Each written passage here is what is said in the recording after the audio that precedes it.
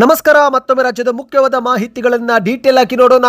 ಎಲ್ಲಾ ಗೃಹಲಕ್ಷ್ಮಿಯರಿಗೆ ಮತ್ತೊಂದು ಮುಖ್ಯವಾದ ಸೂಚನೆ. ಮೇ ತಿಂಗಳಲ್ಲಿ ಮತ್ತೊಂದು ಕಂತು ಬಿಡುಗಡೆಗೆ ಸರ್ಕಾರ ಸಿದ್ಧತೆ. ಮತ್ತೊಂದೆಡೆಯಲ್ಲಿ ನಾಳೆಯಿಂದಲೇ ಸಾರಿಗೆ ನೌಕರರ ಪ್ರತಿಭಟನೆ. ಮೊದಲ ಹಂತದ ಹೋರಾಟಕ್ಕೆ ಸಿದ್ಧಾಗುತ್ತಿರುವ ಸಾರಿಗೆ ನೌಕರರು ಸರಿಸಮಾನ ವೇತನಕ್ಕಾಗಿ ಚಂದ್ರಶೇಖರ್ ಅವರ ಆಗ್ರಹ. ಏನಿದು ಮಾಹಿತಿ ನೋಡೋಣ. ಬೆಂಗಳೂರು ಸೇರಿದಂತೆ ರಾಜ್ಯಾದ್ಯಂತ ಸಿಲಿಂಡರ್ ಸಂಕಷ್ಟ. ಹೋಟೆಲ್ಗಳಲ್ಲಿ ಮತ್ತೊಮ್ಮೆ ಸೌದೆ ಒಲೆಗಳ ಆರ್ಭಟ. ಇನ್ನು ಆಟೋ ಚಾಲಕರಿಗೆ ಭಾರಿ ನಷ್ಟವಾಗ್ತಾ ಇದೆ. ಏನಿದು ಮಾಹಿತಿ ಎಲ್ಲ ಸುದ್ದಿ ನೋಡೋಣ.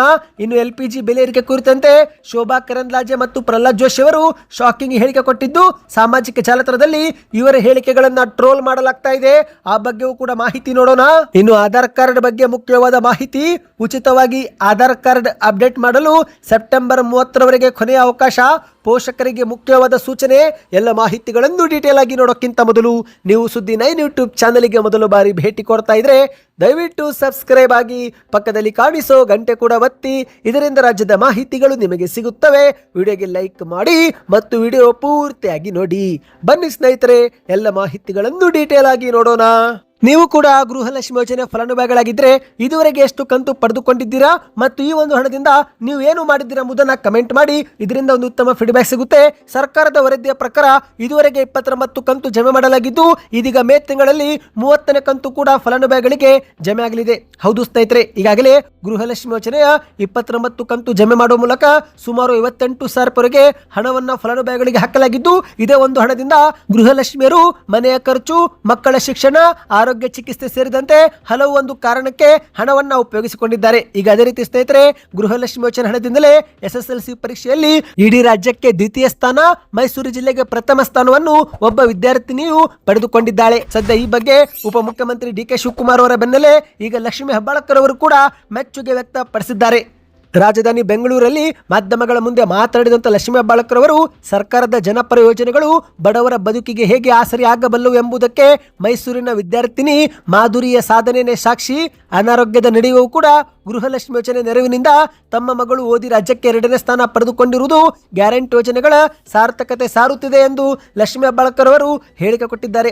ಹೌದು ಸ್ನೇಹಿತರೆ, ಗೃಹಲಕ್ಷ್ಮಿ ಯೋಜನೆ ಹಣದಿಂದಲೇ ಟ್ಯೂಷನ್ ಫೀಸು ಕಟ್ಟಿ ಈಗ ವಿದ್ಯಾರ್ಥಿನಿಯೊಬ್ಬಳು SSLC ಪರೀಕ್ಷೆಯಲ್ಲಿ 625ಕ್ಕೆ 624 ಅಂಕ ಗಳಿಸುವ ಮೂಲಕ ಇಡೀ ಕರ್ನಾಟಕಕ್ಕೆ ದ್ವಿತೀಯ ಸ್ಥಾನ ಪಡೆದು ಮೈಸೂರು ಜಿಲ್ಲೆಗೆ ಟಾಪರ್ ಆಗಿದ್ದಾರೆ. ಹೌದು, ಕೇವಲ 1 ಅಂಕದ ಅಂತರದಲ್ಲಿ ಮೊದಲ ಸ್ಥಾನ ಕೈ ತಪ್ಪಿದ್ರು ಆಕೆ ಈ ಒಂದು ಸಾಧನೆ ಲಕ್ಷಾಂತರ ವಿದ್ಯಾರ್ಥಿಗಳಿಗೆ ಮಾದರಿಯಾಗಿದೆ. ಸ್ನೇಹಿತರೆ, ಈ ಬಗ್ಗೆ ನಿಮ್ಮ ಅನಿಸಿಕೆಯನ್ನು ಕಮೆಂಟ್ ಮಾಡಿ ಮತ್ತು ನಿಮ್ಮ ಬ್ಯಾಂಕ್ ಖಾತೆಗೂ ಗೃಹಲಕ್ಷ್ಮಿ ಯೋಜನೆ ಹಣ ಜಮೆ ಆಗ್ತಾ ಇದೆಯಾ ಕಮೆಂಟ್ ಮಾಡಿ. ಬನ್ನಿ 2ನೇ ಮಾಹಿತಿಗೆ ಹೋಗೋಣ.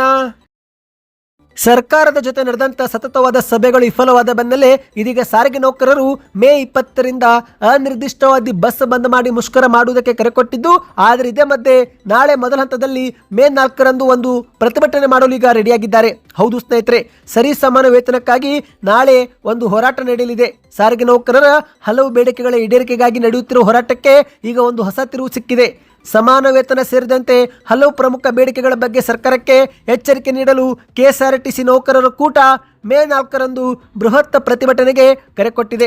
ಇದೇ ಮಧ್ಯೆ ಜಂಟಿ ಕ್ರಿಯಾ ಸಮಿತಿ ಕೂಟದ ಅಧ್ಯಕ್ಷರಾಗಿರುವ R ಚಂದ್ರಶೇಖರ್ ಅನ್ನೋರು ಮಾಧ್ಯಮಗಳ ಮುಂದೆ ಮಾತನಾಡಿದ್ದು ಹೋರಾಟದ ಕಾರಣ ಏನು ಎಂಬುದನ್ನು ಬಿಚ್ಚಿಟ್ಟಿದ್ದಾರೆ. ಹೌದು, ಸಾರಿಗೆ ನೌಕರರ ವೇತನವು ಸರ್ಕಾರಿ ನೌಕರರಿಗಿಂತ 40% ಕಡಿಮೆ ಇದೆ.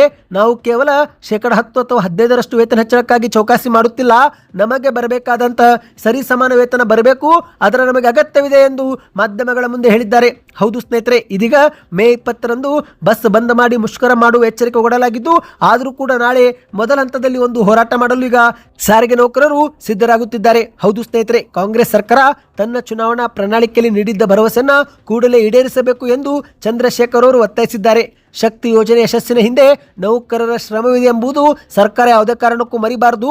ಈಗ ನಾಳೆ ಮೇ 4ರಂದು ಫ್ರೀಡಂ ಪಾರ್ಕ್ನಲ್ಲಿ ಒಂದು ದಿನದ ಧರಣಿ ಸತ್ಯಾಗ್ರಹ ನಾವು ಮಾಡುತ್ತೇವೆ. ಅಂದು ನೌಕರರ ಸಮ್ಮುಖದಲ್ಲಿ ನಾವು ಮಹತ್ವದ ತೀರ್ಮಾನ ತೆಗೆದುಕೊಳ್ಳಲಿದ್ದೇವೆ. ಸರ್ಕಾರ ಅಷ್ಟರೊಳಗೆ ನಮಗೆ ಸ್ಪಂದಿಸದಿದ್ದರೆ ಈ ಒಂದು ಹಿಂದೆ 2021ಕ್ಕಿಂತಲೂ ಕೂಡ ತೀವ್ರವಾದ ಹೋರಾಟವನ್ನ ಸರ್ಕಾರ ಎದುರಿಸಬೇಕಾಗುತ್ತೆ ಎಂದು ಮಾಧ್ಯಮಗಳ ಮುಂದೆ ಎಚ್ಚರಿಸಿದ್ದಾರೆ. ಒಟ್ಟಿನಲ್ಲಿ ಸ್ನೇಹಿತರೆ, ಬಹುತೇಕ ಈಗ ಮೇ 20ರಿಂದ ಬಸ್ ಬಂದ್ ಆಗುವುದು ಸಾಧ್ಯತೆ ಹೆಚ್ಚಾಗಿದೆ. ಹಾಗಾಗಿ ಬೇರೆ ಊರಿಗೆ ಪ್ರಯಾಣ ಬೆಳೆಸುವರು ಬೇರೆ ಮಾರ್ಗವನ್ನು ಈಗಲಿಂದಲೇ ಪ್ಲಾನ್ ಮಾಡಿಕೊಳ್ಳಿ. ಬನ್ನಿ ಮತ್ತೊಂದು ಮಾಹಿತಿಗೆ ಹೋಗೋಣ. ಜಗತ್ತಿನಲ್ಲಿ ಏನೇ ಬದಲಾವಣೆ ಆದರೂ ಅದರ ಎಫೆಕ್ಟ್ ಒಂದಿಲ್ಲ ಒಂದು ರೀತಿಯಲ್ಲಿ ಬೆಂಗಳೂರು ಜನಕ್ಕೆ ತಟ್ಟುತ್ತೆ. ಹೌದು ಸ್ನೇಹಿತರೆ, ಲಕ್ಷಾಂತರ ಜನರು ಬೆಂಗಳೂರಿಗೆ ಉದ್ಯೋಗ ಆರಿಸಿಕೊಂಡು ಬರುತ್ತಲೇ ಇರುತ್ತಾರೆ. ಇಲ್ಲಿನ ಸಂಚಾರ ಸಮಸ್ಯೆ, ನೀರಿನ ಸಮಸ್ಯೆ, ಶುದ್ಧ ಗಾಳಿ ಸಮಸ್ಯೆ ಸೇರಿದಂತೆ ಅನೇಕ ಸಮಸ್ಯೆಗಳು ಇದ್ರೂ ಕೂಡ ಬೆಂಗಳೂರಿಗೆ ಬರುವ ಜನರ ಸಂಖ್ಯೆ ಮಾತ್ರ ಕಡಿಮೆ ಆಗುತ್ತಿಲ್ಲ. ಇದೀಗ ಇರಾನ್, ಇಸ್ರೇಲ್, ಅಮೆರಿಕ ನಡುವಿನ ಯುದ್ಧದ ಪರಿಣಾಮದಿಂದಾಗಿ ಬೆಂಗಳೂರಿಗೆ ಮತ್ತೊಂದು ಸಮಸ್ಯೆ ಎದುರಾಗಿದೆ. ಹೌದು ಸ್ನೇಹಿತರೆ, ಮೊದಲೆಲ್ಲ ಗ್ಯಾಸ್ ಸಮಸ್ಯೆ ಎದುರಾಗಿ ತಿಂಗಳುಗಟ್ಟಲೆ ಜನರು ವಿವಿಧ ರೀತಿಯಲ್ಲಿ ಸಮಸ್ಯೆ ಎದುರಿಸುತ್ತಿದ್ರು.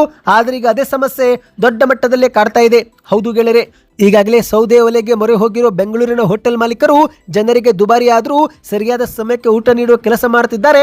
ಆದ್ರೆ ಈಗ ಸ್ವತಃ ಗ್ರಾಹಕರೇ ಹೋಟೆಲ್ ಕಡೆಗೆ ಮುಖ ಮಾಡುತ್ತಿಲ್ಲ. ಯಾಕಂದ್ರೆ ಸ್ನೇಹಿತರೆ, ಗ್ಯಾಸು ಸರಿಯಾದ ಸಮಯಕ್ಕೆ ಸಿಗೋದಿಲ್ಲ ಅನ್ನೋ ಕಾರಣಕ್ಕೆ ಸಾಮಾನ್ಯ ದರದ ಮೇಲೆ ಹೋಟೆಲ್ ಮಾಲೀಕರು ಹೆಚ್ಚುವರಿ ದರ ವಿಧಿಸಲಾಗುತ್ತಿದ್ದು, ಹಾಗಾಗಿ ಗ್ರಾಹಕರು ಈಗ ಹೋಟೆಲ್ ಕಡೆಗೆ ಮುಖ ಮಾಡುತ್ತಿಲ್ಲ.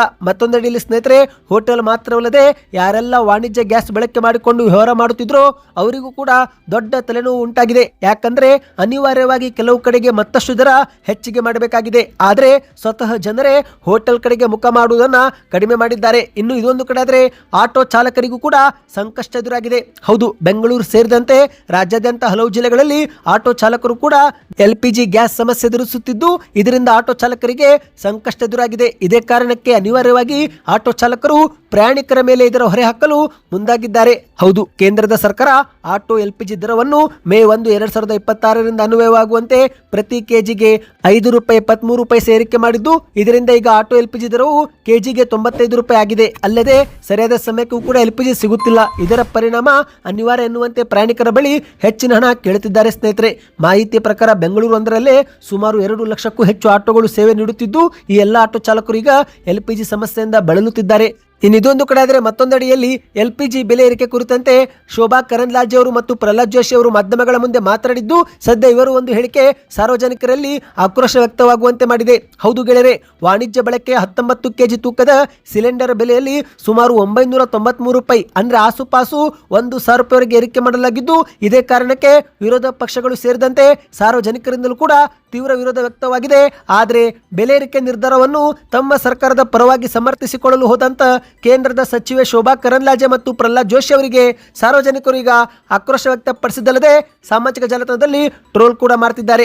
ಹೌದು, ಇತ್ತೀಚೆಗೆ ಮಾಧ್ಯಮದವರು ಶೋಭಾ ಕರಂದ್ಲಾಜೆ ಅವರ ಬಳಿ LPG ಗ್ಯಾಸ್ ಸಿಲಿಂಡರ್ ಬೆಲೆ ಭಾರಿ ಏರಿಕೆ ಮಾಡಲಾಗಿದೆ ಎಂದು ಕೇಳಿದಾಗ ಅದಕ್ಕೆ ಶೋಭಾ ಕರಂದ್ಲಾಜೆ ಅವರು ಇನ್ನೇನೋ ಸಂಬಂಧವಿಲ್ಲದ ವಿಷಯವನ್ನು ಮಾತನಾಡಿ ವಿಷಯವನ್ನು ಮರೆಮಾಚಲು ಯತ್ನಪಟ್ಟಿದ್ದಾರೆ. ಸದ್ಯ ಈ ಒಂದು ವಿಡಿಯೋ ಸಾಮಾಜಿಕ ಜಾಲತಾಣದಲ್ಲಿ ವೈರಲ್ ಆಗಿದ್ದು ಹಲವರು ಟೀಕೆ ಮಾಡಿದ್ದಾರೆ. ಹೌದು ಗೆಳೆಯರೆ, ಬೆಲೆ ಏರಿಕೆ ಬಗ್ಗೆ ಕೇಳಿದ್ರೆ ಅದಕ್ಕೆ ಶೋಭಾ ಕರಂದ್ಲಾಜೆ ಅವರು ಮೋದಿ ಅವರು ಮೀಸಲಾತಿ ಬಿಲ್ ತರಲು ಹೊರಟಿದ್ದಾರೆ, ಮಹಿಳೆಯರಿಗೆ ಮೀಸಲಾತಿ ಬಿಲ್ ತರಲು ಹೊರಟ್ರೆ ಕಾಂಗ್ರೆಸ್ ಅದನ್ನ ತಡೆದಿದೆ ಎಂದು ವಿಷಯಾಂತರ ಮಾಡಿದ್ದಾರೆ. ಸದ್ಯ ಆ ಒಂದು ವಿಡಿಯೋ ಸಾಮಾಜಿಕ ಜಾಲತಾಣದಲ್ಲಿ ವೈರಲ್ ಆಗಿದೆ. ಇನ್ನು ಇದೊಂದು ಕಡೆ ಆದರೆ ಪ್ರಹ್ಲಾದ್ ಜೋಶಿ ಅವರ ಹೇಳಿಕೆಗೂ ಕೂಡ ಆಕ್ರೋಶ ವ್ಯಕ್ತವಾಗಿದೆ.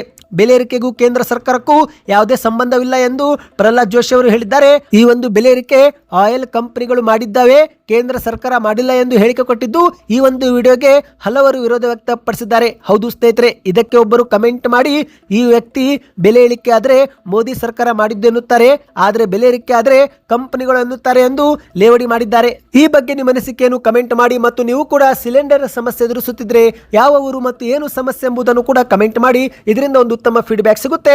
ಬನ್ನಿ ಈಗ ಕೊನೆಯ ಮಾಹಿತಿಗೆ ಹೋಗೋಣ.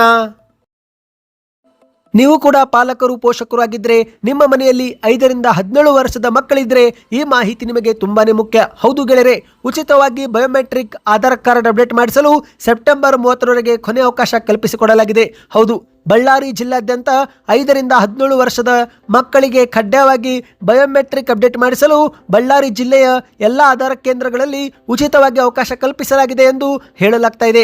ಈ ಒಂದು ಪ್ರಕ್ರಿಯೆಯನ್ನು ಪೂರ್ಣಗೊಳಿಸಲು ಸೆಪ್ಟೆಂಬರ್ 30ರವರೆಗೆ ಅವಕಾಶ ಕಲ್ಪಿಸಿಕೊಡಲಾಗಿದೆ. ಹೌದು, ಮಕ್ಕಳ ಆಧಾರ್ ಕಾರ್ಡ್ನಲ್ಲಿ ಬಯೋಮೆಟ್ರಿಕ್ ಮಾಹಿತಿಯನ್ನು ನವೀಕರಿಸುವುದರಿಂದ ಶಾಲಾ ದಾಖಲಾತಿ, ಸ್ಪರ್ಧಾತ್ಮಕ ಪರೀಕ್ಷೆಗಳು, ಸರ್ಕಾರಿ ವಿವಿಧ ಯೋಜನೆಗಳು ಸೇರಿದಂತೆ ವಿದ್ಯಾರ್ಥಿ ವೇತನ ಸೇರಿ ಹಲವು ಸವಲತ್ತುಗಳು ಸಿಗುತ್ತೆ. ಹಾಗಾಗಿ ಬಯೋಮೆಟ್ರಿಕ್ ಅಪ್ಡೇಟ್ ಮಾಡಿಕೊಳ್ಳುವುದು ಅತ್ಯಗತ್ಯವಾಗಿದೆ. ಹಾಗಾಗಿ ಪೋಷಕರು ಕೂಡಲೇ ತಮ್ಮ ತಮ್ಮ ಮಕ್ಕಳ ಆಧಾರ್ ಕಾರ್ಡ್ ಹಾಗೂ ಅಗತ್ಯ ದಾಖಲೆಗಳೊಂದಿಗೆ ಹತ್ತಿರದ ಆಧಾರ ಕೇಂದ್ರಕ್ಕೆ ಭೇಟಿ ನೀಡಿ ಈ ಒಂದು ಬಯೋಮೆಟ್ರಿಕ್ ಅಪ್ಡೇಟ್ ಪ್ರಕ್ರಿಯೆ ಪೂರ್ಣಗೊಳಿಸಬೇಕು. ಇನ್ನು ಕೇವಲ ಬಳ್ಳಾರಿ ಅಷ್ಟಲ್ಲ ಸ್ನೇಹಿತರೆ, ಕರ್ನಾಟಕದ ಉಳಿದ ಎಲ್ಲಾ ಜಿಲ್ಲೆಗಳಿಗೂ ಕೂಡ ಇದು ಮುಖ್ಯವಾದ ಮಾಹಿತಿಯಾಗಿದೆ. ತಮ್ಮ ತಮ್ಮ ಮಕ್ಕಳಿಗೆ ಸರ್ಕಾರದ ಸೌಲಭ್ಯ ಸರಿಯಾದ ಸಮಯಕ್ಕೆ ಸಿಗಬೇಕೆಂದರೆ ಪೋಷಕರು ಈ ಒಂದು ಜವಾಬ್ದಾರಿಯನ್ನ ನಿರ್ವಹಿಸಬೇಕು. ಸದ್ಯ ಬಳ್ಳಾರಿಯ ಜಿಲ್ಲಾಧಿಕಾರಿ ನಾಗೇಂದ್ರ ಪ್ರಸಾದ್ ಎನ್ನುವರು ಬಳ್ಳಾರಿಯಲ್ಲಿ ಉಚಿತವಾಗಿ ಅಪ್ಡೇಟ್ ಮಾಡಿಕೊಡಲಾಗುತ್ತಿದೆ ಎಂದು ತಿಳಿಸಿದ್ದಾರೆ. ಸದ್ಯಕ್ಕೆ ಸ್ನೇಹಿತರೆ, ಈ ಎಲ್ಲ ಮಾಹಿತಿಗಳು ಇಷ್ಟವಾಗಿದ್ದರೆ ಚಾನಲ್ಗೆ ಸಬ್ಸ್ಕ್ರೈಬ್ ಮಾಡ್ಕೊಳ್ಳಿ. ನಿಮ್ಮ ಅನಿಸಿಕೆಗಳನ್ನು ಕಮೆಂಟ್ ಮಾಡ್ತಾ ದಯವಿಟ್ಟು ವಿಡಿಯೋಗೆ ಲೈಕ್ ಮತ್ತು ಶೇರ್ ಮಾಡಿ.